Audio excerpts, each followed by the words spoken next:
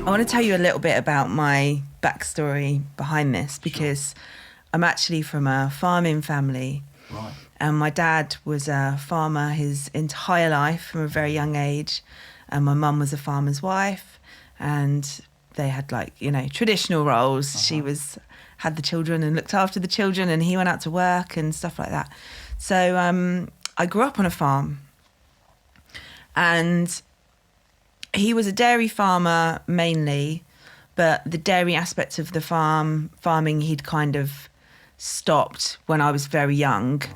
So it was really an arable farm, but there were still times when the barns were full of calves, dairy calves, and he had beef cows as well, which obviously as a child, you're taught, it's a fun thing. You go down the barn to feed the cows and, the calves, obviously they're trying to suckle on your fingers, and when you're a kid it's a really fun thing to do, and you know what I mean, you just don't realise the reality of behind those things. We were in a very kind of heavy shooting area, and from a very young age I was exposed to it. My first pocket money actually was earned gutting pheasants when I was it's a really early memory of mine. Must have been about 4, 5, something like that. And I would earn £2.50 for every brace that I did. And now I look back on it, I'm like, oh my God, it's horrific. I can't believe I did those things when I was so little, and it was just so normal. But I guess when you're involved in the farming community, that's just life.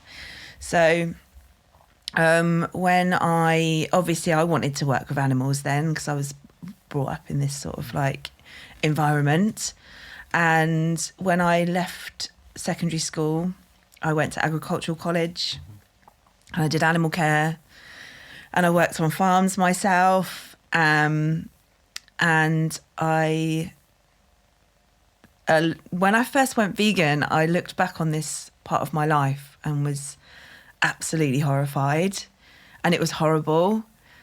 That once I changed my perspective, and I looked back at the things that I've done that I'm now so against, like the mutilation of animals, which is just an industry standard thing to do now. I've done that and I hate that, but it's given me a good place of knowledge that I can talk about it from, So, yeah, I worked on farms myself, and I also had a job in a breeding kennels. And I also worked in a game butcher's for 5 years, I think it was. Yeah, so I used to go out shooting with the gamekeepers in the evening, and yeah, so that's my backstory. That's what I did in my previous life. Life took me on a completely different path, and I came away from working with animals because I was found some better stuff to do, that didn't involve me getting cold and dirty and, having to get up at 6 a.m. and, all of that stuff. So life sort of directed me away from that. My parents had moved off the farm by this point, so there was literally no connections with that. And I got into tattooing. I won't tell you about that story because that's a completely different one. But I ended up getting into tattooing. I started piercing first. Was friends with a tattooist, and he asked me if I'd like to be his body piercer, and I said yes. And that's how I got into tattooing. And then it wasn't until years down the line, obviously veganism had started getting bigger, and I'll be honest, vegans used to really annoy me because I'd come from that place and I'd grown up in that world and I'd done those things. It had always just been in my head that was just normal. That's how things are. That's how, that's the reality of agriculture, animal agriculture, and that's the way it is.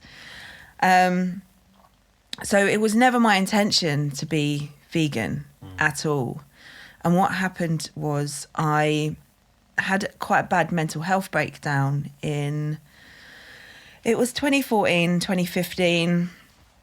It was really awful time in my life and it took a long time to recover. But when I'd started coming out of it, I found myself really connecting with animals on a different level. And I would watch, say, for example, footage of a cow being pushed into a slaughterhouse where they're panicking and distressed and they're really trying to get away. My previous mindset would have thought, well, obviously no one wants to get killed. So, that's just what happens in a slaughterhouse. Everyone tries to get away, that's normal. But when something had happened in my head and I was watching that footage and I was feeling that. I was feeling that on another level. Like I was really feeling the terror and the anxiety and the panic that animal was going through. And I'd never felt that before. Even though I'd always been compassionate towards animals, I'd never felt it in my body like that, yeah. And it just really started me questioning, as an animal lover, can I really call myself an animal lover whilst I am actively contributing towards those animals being pushed into this place and feeling that way? And so, that was my first initial kind of seeds in my brain thinking about it, And there was then a very sort of like a succession of things that happened to me after that. So one of my friends had gone to China and she'd never, ever even indicated she was, against eating animals or anything like that. She came back from China and she said, I'm going to go veggie for a year because in China, culturally, they're massively different to us and they eat all of the animals, the ones that we class as domesticated, that, the average person would never even dream of eating.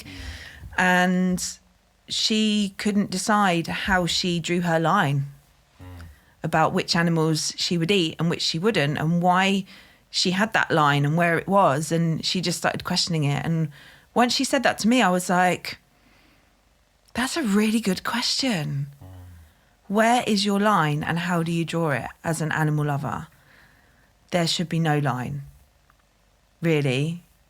If you're going to consume animals, you either consume them all or you don't consume any, because it made me really think about my perception and how I view these animals and why I deem it okay to eat one and not another. Because really, they're just unfortunate enough to be born into different bodies, and that is it. So I was thinking to myself, wow, that's actually blowing my mind.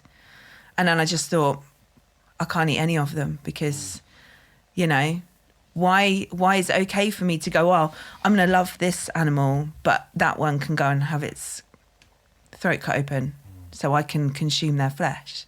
Because we're in a very privileged society in England and we've got an abundance of foods at our fingertips 24 hours a day. Why do we have to eat animals? We don't have to eat them. So if we can cause the least suffering possible in our diet, which is the quickest and easiest thing you can change, then why are we not doing that? So, all of this had been going through my head and I've been thinking, I'm going to go vegetarian, but, oh God, I'm basically going to die if I don't have animals. And one night, I had a light bulb moment, even though I'd been thinking about all of this for a while. I was lost in the YouTube black hole and I was watching just random videos, and Dairy is Scary popped up by Erin Janus.